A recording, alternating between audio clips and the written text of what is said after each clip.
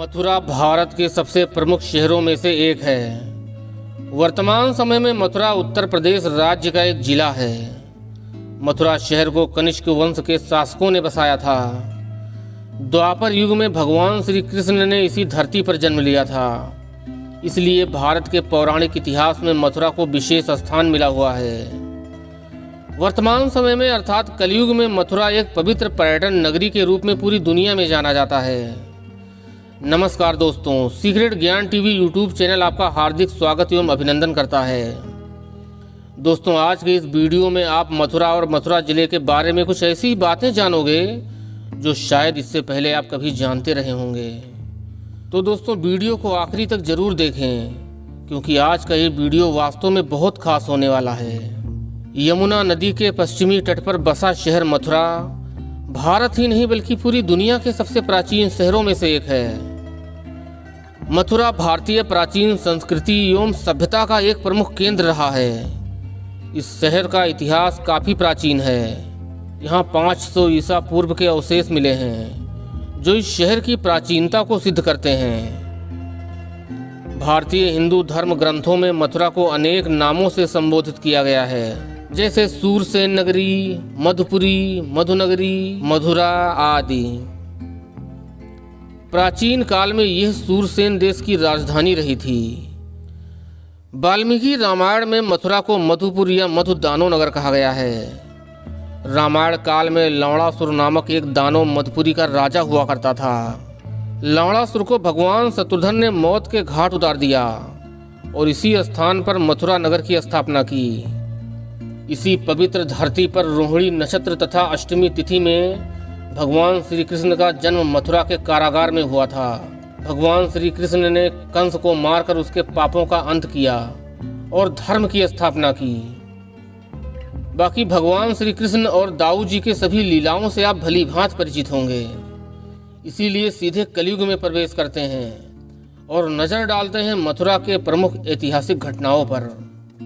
उत्तर भारत में राज्य कर रहे कुछ राजाओं ने दूसरी शताब्दी के अंत में यहाँ से कुषाणों को भगाया और कुछ समय के लिए मथुरा पर नाग वंश के राजाओं का अधिकार हो गया।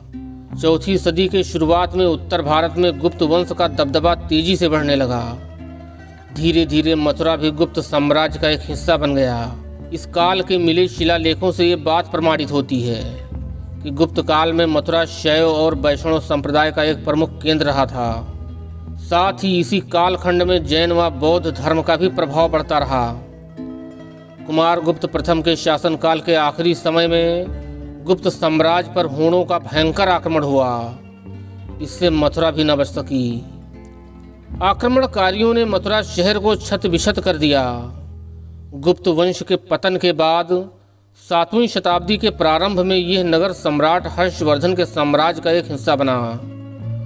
इसके बाद 12वीं शताब्दी के अंत तक यहाँ क्रमशः गुर्जर, प्रतिहार और गढ़वाल वंश ने भी राज्य किया।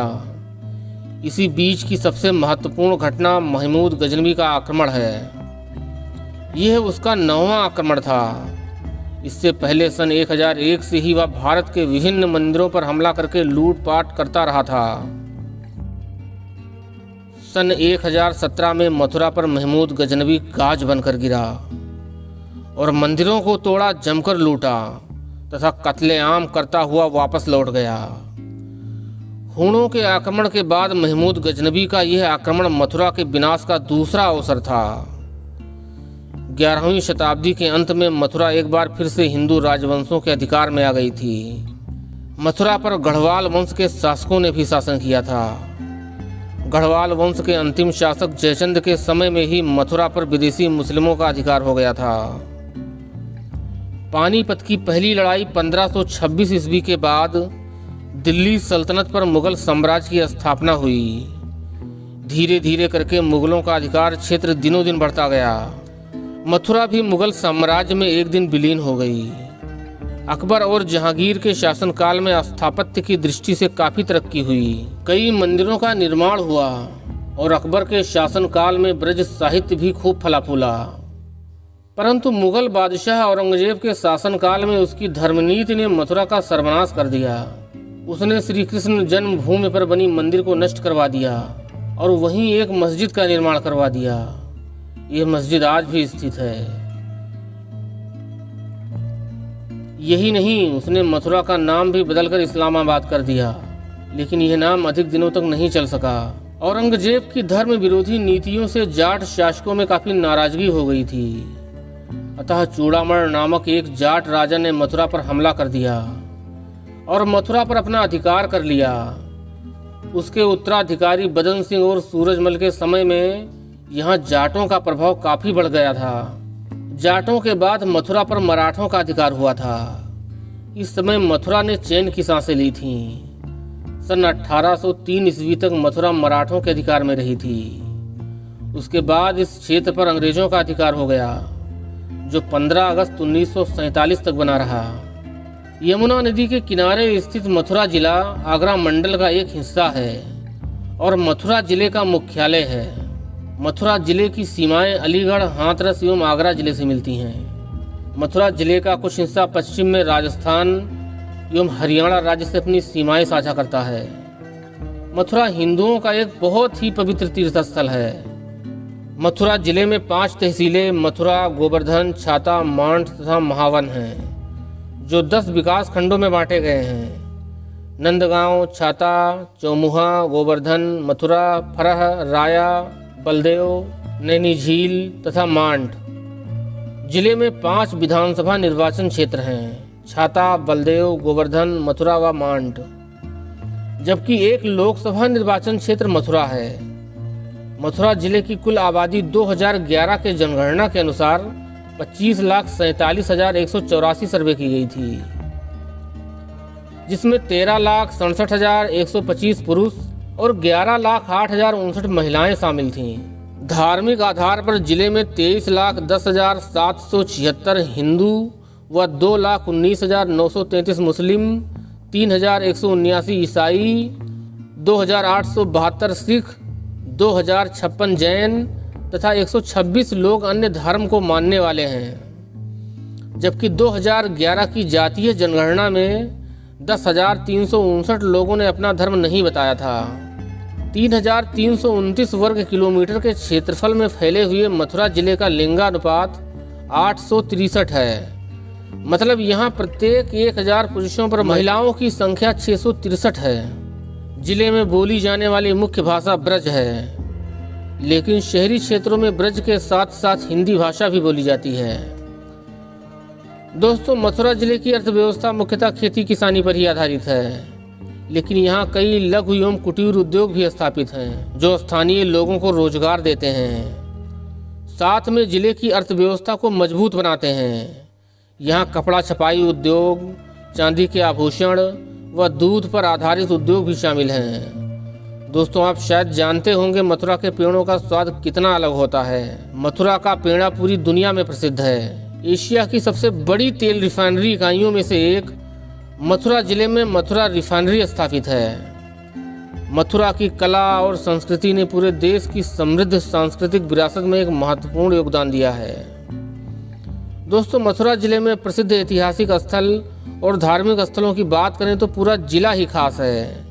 जिले का एक एक गांव, शहर तमाम ऐतिहासिक घटनाओं से जुड़ा हुआ है। लेकिन वीडियो के अंतिम सफर में मैं आपको मथुरा जिले में स्थित कुछ प्रसिद्ध और चर्चित स्थानों की शेयर कराने वाला हूँ। आशा करता हूँ ये वीडियो आपको बहुत पसंद आ रहा होगा। अब तक आपने इस वीडियो को लाइक भी कर दिया होगा। एक बार कमेंट बॉक्स में राधे राधे का जयकारा जरूर लगाएं। श्री कृष्ण जन्मभूमि। ऐसा माना जाता है कि भगवान श्री कृष्ण ने इसी जगह पर जन्म लिया था। इसी स्थान पर एक मंदिर स्थापित है। यह भव्य मंदिर मथुरा के सबसे प्रमुख दर्शनीय स्थलों में से एक है। यहाँ लाखों लोग भगवान के जन्म स्थान का दर्शन करने आते हैं। द्वारिकाधीश मंदिर। यह मंदिर मथुरा की एक नई मंदिर है, जिसका निर्माण लगभग 150 साल पहले एक भगवान के भक्त ने करवाया था। विश्राम घाट। आध्यात्मिक नगरी में घाटों का एक विशेष ही महत्व होता है। ऐसी मान्यता है कि यहाँ अनेक संतों ने तपस्या की और यहीं अपना आश्रम स्थापित किया। यहीं यमुना महारानी जी का एक सुंदर मंदिर है। महारानी की आरती विश्राम घाट से ही की जाती है। प्रेम मंदिर। प्रेम मंदिर मथुरा के वृंदावन में स्थित है। यह मंदिर राधा कृष्ण जी की एक भव्य और शानदार मंदिर है। इस्कॉन मंदिर, प्रेम मंदिर से कुछ ही दूरी पर इस्कॉन मंदिर है। इसमें कदम रखते ही आप भगवान के भक्ति में डूब जाएंगे और परम शांति का अनुभव करेंगे। यहाँ विदेशी सैलानियों की मौजूदगी काफ़ी संख्या में रहती है। जय गुरुदेव आश्रम, बाबा जय गुरुदेव के आश्रम को देखे बिना आपका मथुरा का सफर अधूरा माना जाएगा। 150 एकड़ भूमि पर संत बाबा जय गुरुदेव का एक अलग ही संसार है। कंस किला, यमुना के किनारे स्थित कंस किला आज उजाड़ होकर खंडहर का रूप लेता जा रहा है। इस किले का निर्माण 16वीं सदी में राजा मान सिंह ने करवाया था। यह किला आज भी लोगों के लिए आकर्षण का केंद्र है। गोवर्धन पर्वत, गोवर्धन पर्वत को गिरिराज भी कहा जाता है। भगवान श्री कृष्ण ने ग्वाल बालों को बारिश के कहर से बचाने के लिए पूरा पर्वत ही उठा लिया था। इसीलिए इस पर्वत की एक खास धार्मिक मान्यता है। लोग दूर दूर से इसकी परिक्रमा करने आते हैं। निधिवन, दुनिया में आज भी कई ऐसे रहस्य हैं जहां जाकर विज्ञान की सीमाएं खत्म हो जाती हैं। ऐसा ही एक रहस्य है वृंदावन का ये निधिवन। ऐसी मान्यता है कि यहाँ आधी रात के समय भगवान श्री कृष्ण, राधा व गोपियाँ यहाँ रासलीला रचाते हैं। इस प्रेम लीला को जो भी मनुष्य देख लेता है वह अंधा हो जाता है या फिर दिमागी संतुलन खो देता है। राधा कुंड, संपूर्ण मथुरा वृंदावन एक तीर्थ स्थल है। यहाँ अनेकों प्राचीन मंदिरें, ऐतिहासिक स्थल एवं तमाम नई नई शानदार मंदिरें हैं। लेकिन इन सभी स्थानों में राधा कुंड का भी विशेष महत्व है। यह स्थान भगवान कृष्ण और राधा के प्रेम से जुड़ा हुआ है। मथुरा म्यूजियम, ये म्यूजियम मथुरा शहर में सबसे ज़्यादा देखी जाने वाली जगहों में से एक है। इसका निर्माण सन 1874 ईस्वी में किया गया था। यह म्यूजियम अपनी अनूठी वास्तुकला और महत्वपूर्ण कलाकृतियों के लिए जाना जाता है। इस म्यूजियम में कुषाण और गुप्तकालीन तमाम पुरातात्विक अवशेष रखे हुए हैं। कुसुम सरोवर, कुसुम सरोवर गोवर्धन और राधा कुंड के बीच में पड़ता है। मथुरा आने वाले पर्यटक कुसुम सरोवर में तैराकी और डुबकी लगाकर आनंद लेते हैं। बरसाना, बरसाना उत्तर प्रदेश राज्य के मथुरा जिले में एक शहर व नगर पंचायत है। यहाँ श्री राधा जी का जन्म हुआ था। यहाँ राधा रानी मंदिर स्थित है जिसे देखने लाखों श्रद्धालु आते हैं। शाही ईदगाह मस्जिद, ये मस्जिद श्री कृष्ण जन्मभूमि मंदिर के ठीक बगल में ही स्थित है। इस आलीशान मस्जिद और ईदगाह का निर्माण मुगल बादशाह औरंगजेब ने करवाया था।